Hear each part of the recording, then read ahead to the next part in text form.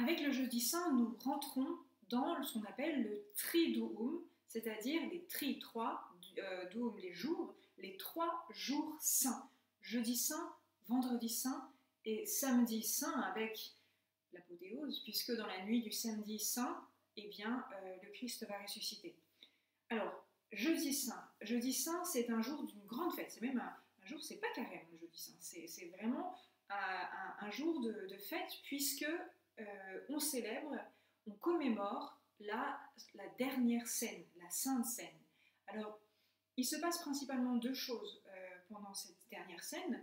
Il y a d'abord le geste de Jésus qui déboussole un peu les apôtres, le geste de Jésus de laver les pieds de ses disciples.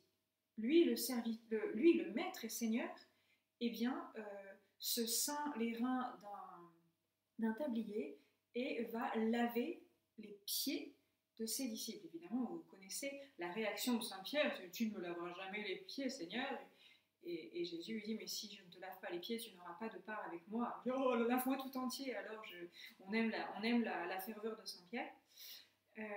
Alors, c'est peut-être pour nous l'occasion, demain, jeudi, de revivre le service. Jésus s'est fait serviteur. Normalement, dans la liturgie classique du jeudi saint, il y a le lavement des pieds. Le prêtre va laver les pieds des servants ou de certaines personnes de l'assistance. Dans les couvents aussi, il y a ce jour-là les supérieurs des couvents qui vont laver les pieds de leurs frères moines, de leurs sœurs religieuses, etc. Donc, demain, je vous propose d'avoir au moins une fois dans la journée une attention de service, et pourquoi pas, si vous avez des petits frères et des petites sœurs, principalement orientés vers les plus petits de la maison. Alors, si vous n'avez pas de petits frères ou de petites sœurs, c'est pas grave. Les grands frères et grandes sœurs et les parents, ça marche aussi très bien. Mais de vous unir au geste de Jésus en servant aussi, ceux qui sont avec vous. Et puis aussi, la dernière scène, c'est ce moment, et c'est pour ça que c'est un jour de grande fête, puisque c'est le moment où le Christ a institué le sacrement de l'Eucharistie. Et par la même occasion, puisqu'il a institué le sacrement de l'Eucharistie, il a aussi ordonné ses apôtres prêtres. Donc c'est le jour où on prie tout particulièrement pour les prêtres et on essaye de vivre de l'Eucharistie d'une manière plus forte. Alors cette année, nous la vivons d'une manière très pauvre, puisque nous n'avons pas le droit d'aller dans une église pour assister à la messe, pour communier, pour recevoir le corps du Christ sur nos lèvres, dans notre cœur. Donc c'est un jeudi saint très particulier. Et alors je voudrais commencer par vous rappeler, mes élèves le savent déjà, parce que j'en avais déjà parlé pendant le cours sur l'Eucharistie, ce que saint Thomas dit sur la communion spirituelle. Vous savez, la communion spirituelle, c'est désirer recevoir le Christ dans son cœur. Et saint Thomas nous dit que lorsque l'on fait une communion spirituelle, c'est-à-dire que lorsque on désire de toutes ses forces que Jésus le Christ prenne possession de notre âme, eh bien, il le fait de la même manière que lorsque l'on reçoit la communion, lorsqu'on reçoit l'hostie consacrée. Donc ça veut dire que ce n'est pas parce qu'on est privé de messe et qu'on est privé de communion qu'on est privé de Jésus. Et même d'ailleurs ceux qui n'ont pas encore fait leur première communion ou pas encore reçu le baptême peuvent ouvrir leur cœur et recevoir le Christ par cette communion spirituelle. Alors je vous invite demain à vraiment profiter de ces grâces énormes du jeudi saint en faisant de nombreuses communions spirituelles dans la journée. Aussi, n'oubliez pas de prier pour vos prêtres.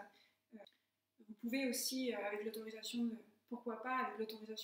vos parents, décorer la table du dîner, faire vraiment aussi les repas que vous allez prendre en famille aujourd'hui, eh bien, ce soient des repas qui soient marqués par une grande charité fraternelle et une grande attention aux détails. Alors, pas de travail scolaire. Je tiens beaucoup, même je demande à vos parents de ne pas vous faire travailler. Oui, vous m'avez bien entendu. Je demande à vos parents de ne pas vous faire travailler jeudi, vendredi, samedi, dimanche. Et après, c'est eux qui voient pour le lundi, mais pourquoi pas le lundi aussi, pour que vraiment on goûte tous la gratuité de ces jours qu'on est en train de vivre. C'est trop important. On vit les jours les plus importants de l'année. Et ben non, ce n'est pas le moment de faire de l'analyse, ce n'est pas le moment de réviser ses nombres décimaux, etc. C'est un moment où on se concentre uniquement sur, pour vivre avec Jésus, les heures qu'il a vécues il y a très longtemps, mais le mystère reste actuel. Alors, donc, je ne vous ai du coup pas du tout préparé le travail. J'ai par contre travaillé à l'élaboration d'une petite vidéo qui raconte la vie d'un prêtre que j'aime énormément.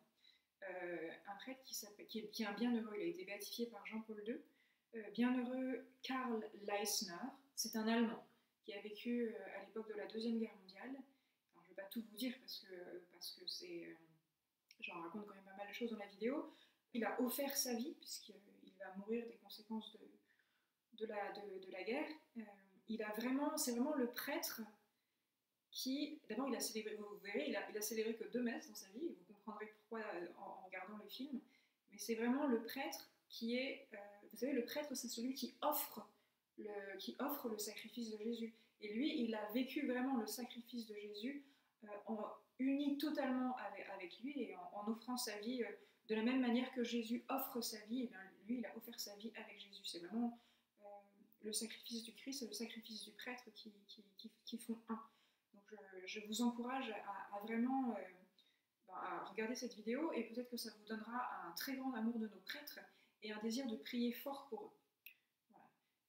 Donc je vous souhaite une très très belle journée aujourd'hui du Jeudi Saint et je reste très unie à vous dans la prière et je vous dis à très bientôt.